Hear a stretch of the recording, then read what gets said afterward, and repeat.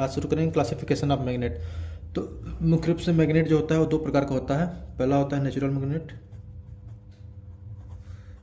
Magnet, और दूसरा जो होता है आर्टिफिशियल मैग्नेट।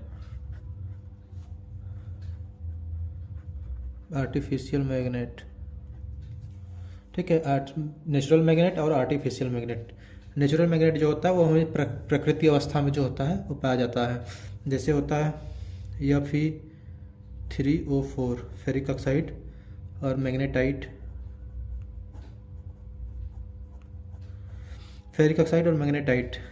और एक होता है लोडस्टोन। फेरिक ऑक्साइड, मैग्नेटाइट और लोडस्टोन ये जो होते हैं नेचुरल मैग्नेट होते हैं, जो प्राकृतिक अवस्था में पाए जाते हैं। इनका यूज नहीं होता है, ठीक है, इनका यूज हम नहीं करते हैं। हम करते कौन सा है, आर्टिफिशियल मैग्नेट का, जो हम बनाते हैं कृत्रिम विधि से, उसको हम आर्टिफिशियल मैग्नेट बोलते हैं। इसका उपयोग ज़्यादा किया जाता है। इसके अंदर भी दो तरह के मैग्नेट आते हैं। एक आता है परमानेंट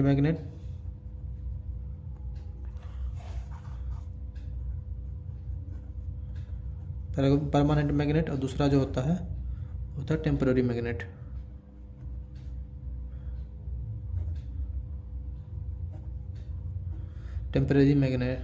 ठीक है, तो क्लासिफिकेशन मैग्नेट के अंदर नेचुरल मैग्नेट और आर्टिफिशियल मैग्नेट होता है। ठीक है, नेचुरल मैग्नेट जो होता है Fe3O4 और मैग्नेटाइट, लोडस्टोन। और आर्टिफिशियल मैग्नेट के अंदर होता है परमानेंट मैग्नेट और टेम्परेरी मैग्नेट। परमानेंट मैग्नेट के अंदर देखते हैं कौन कौन से मैग्नेट आते हैं। जैसे इसके अंदर आ जाते हैं कोबाल्ट स्टील और टंगस्टन स्टील।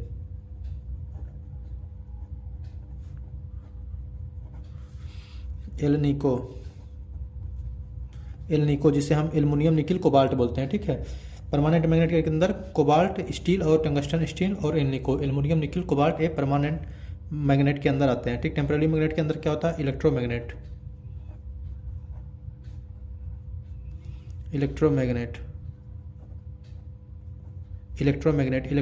जो होता है इलेक्ट्रिकल इंजीनियरिंग में यूज किया जाता है। इलेक्ट्रोमैग्नेट को बनाते कैसे हैं, एक सोलेनाइड होता है, सोलेनाइड में हम सॉफ्ट आयरन ले सकते हैं, इसके ऊपर वाइंडिंग कर देते हैं, कॉइल को लपेट करके, इसमें हम जब वोल्टेज प्रोवाइड करते हैं, आज करंट होता है, तो इसमें एक फ्लक्स उत्पन्न होता है, जिसकी वजह से ये मैग्नेट बन जाता है। ठीक है, इसे हम बोलते हैं टेम्पररी मैग्नेट के अंदर आता है, और इसे हम इलेक्ट्रोमैग्नेट बोलते हैं। ठीक है, इलेक्ट्रोमैग्नेट जैसे फाई बराबर MMF अपॉन रिलक्टेंस, फ्लक्स के कारण MMF उत्पन्न होता है। ठीक है, और इसी को हम इलेक्ट्रोमैग्नेट बोलते हैं। ठीक है, इसका फार्मूला होता है फ्लक्स का MMF बटे रिलक्टेंस। रिलक्टेंस क्या होता है, जैसे कि हमारे इलेक्ट्रिकल सर्किट में रेजिस्टेंस होता है, उसी तरह से मैग्नेटिक सर्किट में रिलक्टेंस होता है। जैसे इलेक्ट्रिकल सर्किट में हमारा करंट का अपोज करता है रेजिस्टेंस, वैसे ही हमारा मैग्नेटिक सर्किट में फ्लक्स का अपोज करता है रिलक्टेंस। ठीक है, इस प्रकार से होता है। ठीक है, मैग्नेट जो होता है, मैग्नेट में हमारे मुख्यतः दो पोल होते हैं, नॉर्थ और साउथ। ठीक है, नॉर्थ और साउथ दो पोल होते हैं।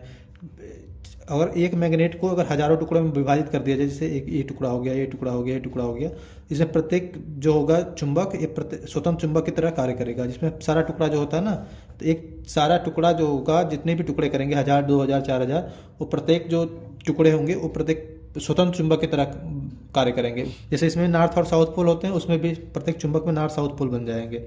ठीक है, तो उसको हम कभी भी अलग नहीं कर सकते हैं, पोल को अलग नहीं कर सकते हैं। पोल हमारा चाहे कितने भी टुकड़ों में विभाजित कर दें, लेकिन पोल हमारा वहीं रहेगा। ठीक है, पोल स्ट्रेंथ M1 M2 दे दिया जाए तो फोर्स जो होता है M1 M2 अपन d² के समानुपाती होगा। ठीक है, डायरेक्टली प्रोपोर्शनल में होगा। यानी कि मैग्नेट और आर्टिफिशियल मैग्नेट, नेचुरल मैग्नेट के अंदर फेरिक ऑक्साइड, मैग्नेटाइट और लोडस्टोन आते हैं। आर्टिफिशियल मैग्नेट जो होता है ये भी दो प्रकार का होता है, परमानेंट मैग्नेट और टेम्पररी मैग्नेट। परमानेंट मैग्नेट के अंदर कोबाल्ट स्टील, टंगस्टन स्टील और एल्निको, ये तीन आते हैं। और टेम्पररी मैग्नेट के अंदर इलेक्ट्रोमैग्नेट होता है। इलेक्ट्रोमैग्नेट बनाते कैसे हैं, किसी भी सोलेनाइड पर या फिर सॉफ्ट आयरन या फिर आयरन के पर एक बाइंडिंग कर देते हैं। बाइंडिंग करके इसमें जब वोल्टेज प्रोड्यूस करते हैं तो इसमें एक MMF उत्पन्न होता है, फ्लक्स उत्पन्न होता है, जिसकी वजह से ये मैग्नेट की तरह कार्य करने लगता है। ठीक है, तो इस तरह से हम टेम्पररी मैग्नेट को बनाते हैं। फ्लक्स का जो होता है MMF अपॉन रिलक्टेंस होता है, फ्लक्स का मात्रक जो होता है वेबर होता है। ठीक है, आगे देखते हैं मैग्नेटिक फील्ड क्या होता है। किसी भी मैग्नेटिक फील्ड किसे कहते हैं? किसी भी चुंबक के चारों ओर का वह क्षेत्र जिसमें कोई भी चुंबक अट्रैक्शन या रिपल्सन का बल अनुभव करे उसे हम मैग्नेटिक फील्ड कहते हैं। जैसे कि हमारा एक चुंबक हो गया, नॉर्थ और साउथ पोल हो गए इसके, और इसमें से जो फ्लक्स लाइन होंगी, मैग्नेटिक फील्ड की लाइन जो होगी वो इस तरह से नॉर्थ से निकल करके साउथ की तरफ इंटर करेगी। ठीक है, जो मैग्नेटिक फील्ड लाइन होती है वो हमेशा नॉर्थ से साउथ की तरफ इंटर करती है, और मैग्नेट के बाहर जो होती है नॉर्थ से साउथ की तरफ इंटर करती है, और मैग्नेट के जो अंदर होगा वो साउथ टू नॉर्थ की तरफ फील्ड लाइन जो होती है इंटर करती है, फील्ड लाइन। ठीक है, तो समझिएगा कि जो चुंबक के बाहर जो मैग्नेटिक फील्ड लाइन होती है साउथ से निकल करके नॉर्थ की तरफ इंटर करती है, साउथ से निकल करके नॉर्थ की तरफ, और जो मैग्नेट के अंदर जो मैग्नेटिक फील्ड लाइन होती है साउथ से नॉर्थ की तरफ इंटर करती है। ठीक है, जैसे कि हम चुंबक देख लेते हैं। मैग्नेटिक फील्ड क्या होता है? चुंबक के चारों ओर का वह क्षेत्र जिसमें कोई भी चुंबक रखा हुआ है तो उसमें एक अट्रैक्शन या रिपल्सन का बल अनुभव करे तो उसे हम मैग्नेटिक फील्ड कहते हैं। ठीक है, मैग्नेटिक फील्ड का जैसे कि एक चुंबक हो गया, अगर ये चुंबक को पास ले जाने के बाद जहाँ से अट्रैक्ट कर लेगा, जैसे ये चुंबक हो गया, इस चुंबक को देखिए मैग्नेटिक फील्ड लाइन यहाँ पे हम ले रखते हैं, जैसे इसके पास आ रहा है या अट्रैक्ट कर ले रहा है। ठीक है, या तो फिर इसको हम रिपल करने लगेगा। देखिए ये दूर से ही इसको रिपल कर रहा है, इसका मतलब कि फील्ड लाइन यहाँ से यहाँ के बीच में इसकी फील्ड लाइन है। ठीक है, मैग्नेटिक फील्ड है ये जिसकी वजह से ये रिपल्सन कर रहा है। अगर साउथ पोल होंगे तो रिपल्सन करेंगे, अगर नॉर्थ साउथ होंगे तो अट्रैक्शन करेंगे। अगर इस पोल को हम बदल दें तो ये अट्रैक्ट कर लेगा। ठीक है, तो यही होता है फील्ड। ठीक है, ये इसके चारों ओर का वह क्षेत्र, ये इसके चारों ओर का दोनों का क्षेत्र है, जिसकी वजह से ये देखिए ये यहाँ रख रहे हैं तो ये रिपल्स कर रहा है इसको। ठीक है, मैग्नेटिक फील्ड लाइन समझ गए कि मैग्नेटिक फील्ड लाइन हमेशा नॉर्थ से निकल करके साउथ की तरफ इंटर करती है, और मैग्नेट के बाहर और मैग्नेट के अंदर जो होती है साउथ से नॉर्थ की तरफ इंटर करती है। ठीक है, अब मैग्नेटिक फ्लक्स क्या होता है देखते हैं।